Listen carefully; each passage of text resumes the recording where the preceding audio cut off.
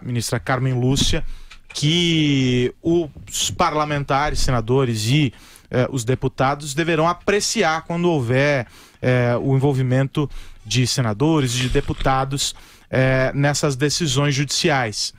Agora, o próximo passo, já que há um caso evidente em destaque que envolve o senador Aécio Neves, é a definição do Senado sobre a situação, o recolhimento noturno do senador Aécio Neves. Nós estamos em contato com o presidente em exercício do Senado, o senador Cássio Cunha Lima, para saber como chega entre os senadores essa decisão do STF e qual vai ser o encaminhamento dado na sessão na próxima terça-feira. Senador, bom dia. Bom dia, Josival. Bom dia, Carlos. Bom dia, Vila. Bom dia a todos os ouvintes. A sessão plenária de ontem do Supremo Tribunal Federal confirmou a divisão na interpretação da Constituição que já havia sido verificada no julgamento da primeira turma, onde também foi preciso o voto Minerva para desempatar o resultado.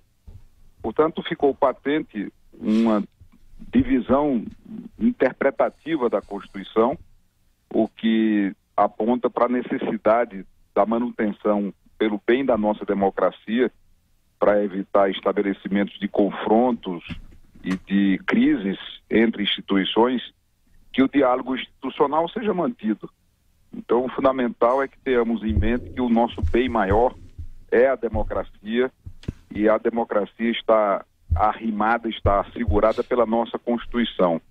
E é preciso, portanto, manter esse diálogo institucional para, se for preciso, esclarecer até dentro da própria Constituição a possibilidade das medidas cautelares, em que condições essas medidas cautelares podem ser aplicadas, e respeitaremos, claro, como o Senado respeita a posição do Supremo, acatará a decisão, claro, e na próxima terça-feira está prevista a sessão onde o plenário vai decidir de forma soberana a aplicação das medidas cautelares em relação ao senador Aécio Neves.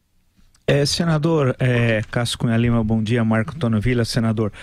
Uma primeira questão é o seguinte: como é que o senhor se sente fazendo parte de um partido cujo presidente, senador Aécio Neves, ainda ele é presidente do partido até novembro, salvo engano, pesa sobre ele acusações tão gravíssimas? Não é só acusação, tem vídeos, áudios envolvendo com corrupção, né? Isso não cria um constrangimento para um partido fundado lá em 1988 por o Mário Covas, entre outros? Nós vamos falar o caso do então senador Mário Covas, numa luta aqui em São Paulo contra o governador Horácio Squercia, que é uma espécie de símbolo da corrupção paulista, triste símbolo.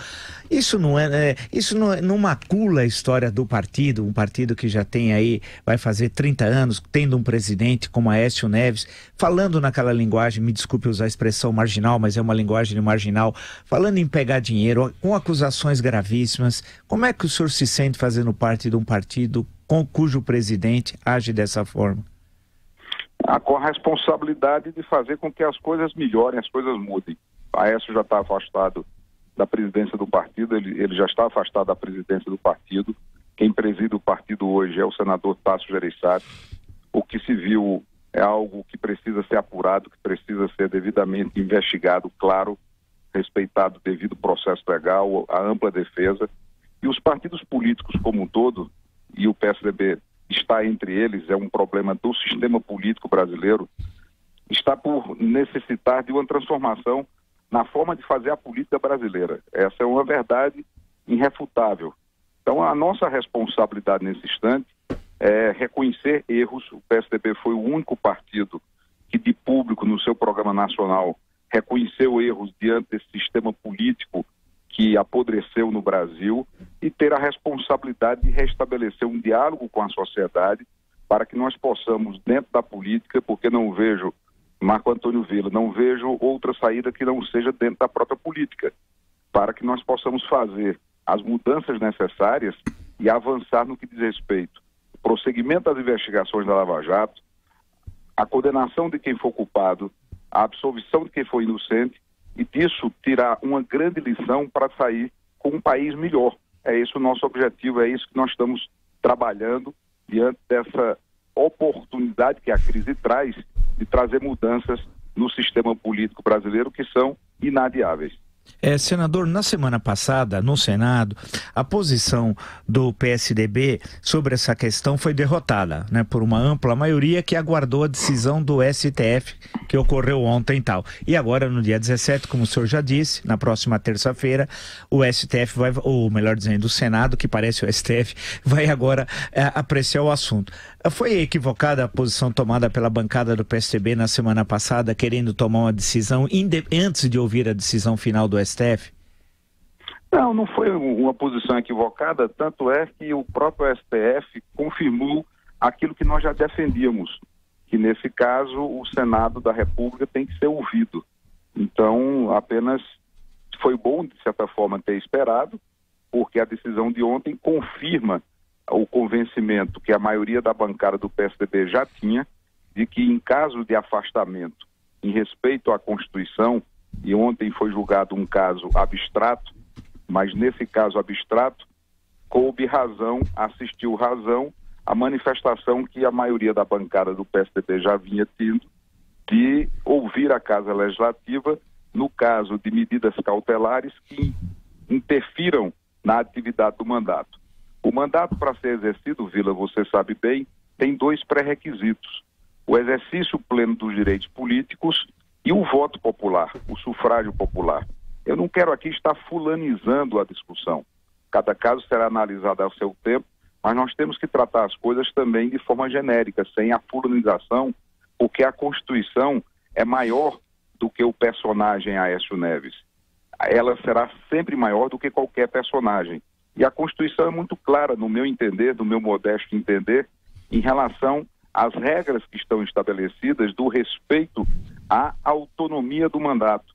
E não podemos dizer, com toda licença, com toda permissão, usando a linguagem jurídica com a máxima vênia, aqueles que de forma equivocada acham que imunidade é impunidade. Não, de forma nenhuma. No caso dos que estão sendo investigados, há um inquérito. Esse inquérito, quando concluído, pode ou não virar uma ação penal. Virando a ação penal, é a sede própria para que se aplique, respeitado o devido processo legal, o amplo direito de defesa, o contraditório, uma sentença condenatória. Então, imunidade parlamentar não pode ser confundida jamais com impunidade, porque o processo terá curso, o processo terá prosseguimento dentro do próprio Supremo Tribunal Federal, com a responsabilidade da persecução penal do próprio Supremo Tribunal Federal. Cássio Cunha Lima, mas foi 6-5 a votação, na primeira turma foi 3-2, não é o caso, portanto há uma total divergência de interpretação. Não seria o caso do nosso parlamento esclarecer isso, alterando ou o Código de Processo, ou uma emenda alterando o próprio conceito da Constituição e definindo essa questão? Foi exatamente o que eu disse na minha primeira resposta. A divisão ficou patente tanto na primeira turma como no plenário, onde nas 2 ocasiões o voto Minerva para o desempate.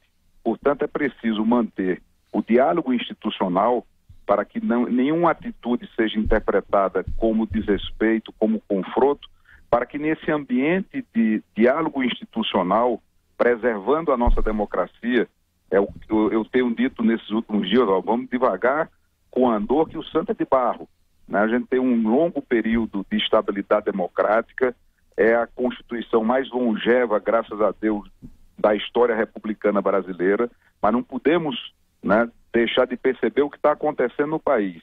Então, nesse ambiente de diálogo institucional, é possível sim fazer os esclarecimentos dentro do texto constitucional ou mesmo na legislação infraconstitucional, para que, em diálogo com o Supremo, com o Poder Judiciário, podendo ter a participação do Poder Executivo também, nós possamos fazer, em caráter definitivo, repito e insisto, nesse ambiente de diálogo, os esclarecimentos necessários para virar essa página e manter a nossa Constituição rígida, sólida, preservando a nossa democracia. Sem ser chato, senador, e sendo, me desculpe, mas a Constituição republicana mais longeva é a Constituição de 1891, que vigorou por 39 anos. A nossa, 29. Portanto, está 10 anos atrás. Tá, desculpa pelo erro histórico, não, mas chegaremos lá. Eu que sou chato. Agradeço os seus ensinamentos de sempre, Vila. Valeu. Mas chegaremos lá, se Deus quiser, com prudência, responsabilidade e compromisso de fato com a democracia. Vamos ultrapassar essa marca para que a nossa Constituição, que já nasceu se considerando imperfeita, e isso que é bacana, a própria Constituição, ela se diz imperfeita quando ela admite emendas. Nós já estamos com 97 emendas na nossa Constituição. Então, eu fui deputado constituinte, eu tive o privilégio de ser o mais jovem deputado constituinte do Brasil. Eu participei da elaboração da nossa Carta Cidadã. E vamos continuar, né, tendo esta Carta Constitucional como balizamento, como a bússola, né? A democracia é o nosso bem maior e a escritura desse bem é a Constituição. Quero agradecer ao senador Cássio Cunha Lima, presidente em exercício do Senado, gentilmente atende a Jovem Pan aqui, equipe do Jornal da Manhã, neste feriado. Senador, muito bom dia. Bom dia a todos. Obrigado pelo convite.